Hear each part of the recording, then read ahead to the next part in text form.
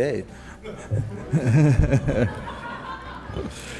So just taking one of those studies, the study that Peter Vickland and I put together.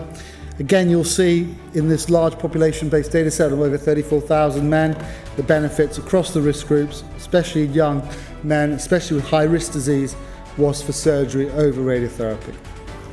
This is a study from Johns Hopkins looking at 13,000 patients who underwent radical prostatectomy, looking at their observed cause of death versus their expected cause of death.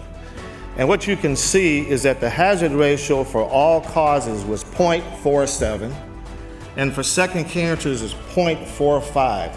And then I'll invite up Dr. William O, who you all met earlier in the meeting, but he's going to talk about recent advances in the management of advanced prostate cancer. So this is the clinical states model. Many of you have seen this many times, and I find it a useful way to talk about really the way in which patients with prostate cancer progress. And then, of course, we know that surgery is not morbid like you said it is. These are real letters, or a real letter from patients that say they experience no problems, they pee completely as normal.